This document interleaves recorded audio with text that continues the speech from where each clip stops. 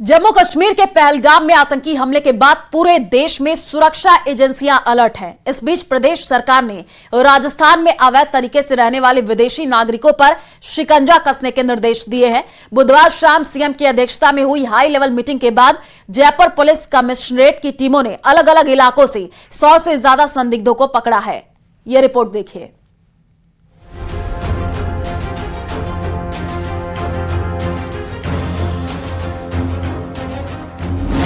अवैध घुसपैठियों के खिलाफ एक्शन में सरकार।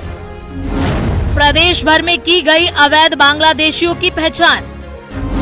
उदयपुर में संदिग्ध सराफा कारीगर हिरासत में।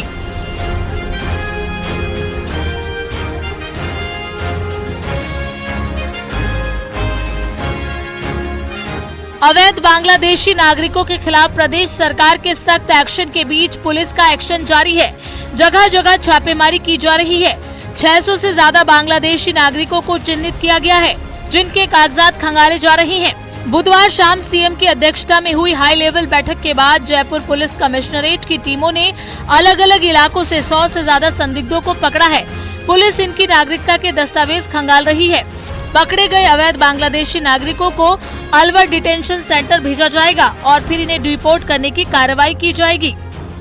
मुख्यमंत्री भजनलाल शर्मा की अध्यक्षता में हुई हाई लेवल मीटिंग के बाद में राजस्थान में अवैध रूप से रहने वाले बांग्लादेशी नागरिकों के खिलाफ एक्शन शुरू हो गए हैं। यदि राजधानी जयपुर की बात करें तो जयपुर कमिश्नरेट की टीम ने 100 से ज्यादा अवैध संदिग्धों को पकड़ा है, जो कि बांग्लादेशी उनके दस्तावेज खंगाले जा रहे हैं कि आखिरकार क्या वे वैध डॉक्यूमेंट्स के जरिए राजस्थान में रह रहे थे या फिर वे किसी फर्जी तरीके से बनाए गए डॉक्यूमेंट्स के आधार पर भारतीय नागरिक बनकर के राजधानी जयपुर और यदि बात करें प्रदेश की तो प्रदेश के अन्य जिलों में भी रह रहे थे।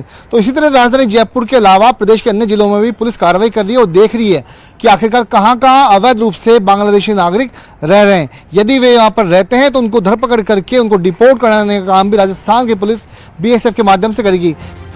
इन सब के बीच गृह राज्य मंत्री जवाहर सिंह बेढ़म का बयान सामने आया है। इन्होंने साफ कर दिया है कि देश और प्रदेश में अब एक भी अवैध नागरिक नहीं रहेगा। काफी दिनों से शिकायतें भी मिल रही थी कि ये लोग अवैध कॉलोनियां बसा करके जिस तरह से बसकर यहाँ विभिन्न गतिविधियों में सम्मिलित होकर के लोगों के शांति भंग करने में भी कई लोगों का हाथ मिला। तो भारत की सरकार ने भी इस पर कठोर कदम उठाए हैं और प्रदेश के मुख्यमंत्री आदरणीय भजनलाल शर्मा साहब ने भी एक बैठक लेकर के निर्देशित किया है कि हम चिन्हित करें कि कौन कौन लोग बाहर से आकर अवैध रूप से रह रहे हैं, उनको बाहर निकालने का काम किया जाए। और हम ये कह रहे हैं कि निश्चित रूप से सख्त कार्रवाई करेंगे। कोई भी व्यक्ति शांति भंग नहीं कर सके, हमारी व्यवस्था को बिगाड़ने की कोशिश नहीं करे। उसके लिए हमारी आंतरिक सुरक्षा भी मजबूत है और सीमाओं पर देश के प्रधानमंत्री आदरणीय नरेंद्र मोदी जी के नेतृत्व में पूरी मुस्तैदी से हम पड़ोसी को जवाब देने के लिए तैयार हैं। पहलगाम में आतंकी हमले के बाद उदयपुर में भी पुलिस एक्शन मोड में है। अवैध बांग्लादेशियों की धरपकड़ के लिए अभियान चलाया जा रहा है। घंटाघर थाना इलाके में पुलिस ने संदिग्ध सराफा कारीगरों को हिरासत में लिया है। साथ ही करीब आधा दर्जन थाने की टीम इलाके में दबिश दे रही है। सभी संदिग्धों की डॉक्यूमेंट वेरिफिकेशन के बाद ही स्थिति साफ हो पाएगी। पुलिस को ये अनुमान था कि कुछ ऐसे लोग हो सकते हैं जो कि अवैध रूप से भारत में रह रहे हैं, उदयपुर में रह रहे हैं और मुख्य रूप से वो बांग्लादेश के रहने वाले हों। तो करीब 35 लोगों को डॉक्यूमेंट वेरिफिकेशन के लिए लाया गया है। उनके एक एक के डॉक्यूमेंट को वेरीफाई किया जा रहा है। डॉक्यूमेंट वेरीफाई होने के बाद में स्थिति स्पष्ट हो सकेगी कि क्या वास्तव में बंगाली कारीगरों की आड़ में बांग्लादेश से आए हुए जो लोग हैं वो भी उदयपुर में काम कर रहे हैं। ये स्थिति डॉक्यूमेंट वेरिफिकेशन के बाद में आज देर शाम तक स्थिति पूरी तरह से स्पष्ट होने की उम्मीद है। जम्मू कश्मीर में हुए आतंकी हमले के बाद प्रदेश में रहने वाले अवैध बांग्लादेशियों के खिलाफ सर्च अभियान चल रहा है। प्रदेश की सुरक्षा एजेंसियां अलर्ट मोड पर हैं और बांग्लादेशियों को भी चिन्हित कर रही हैं।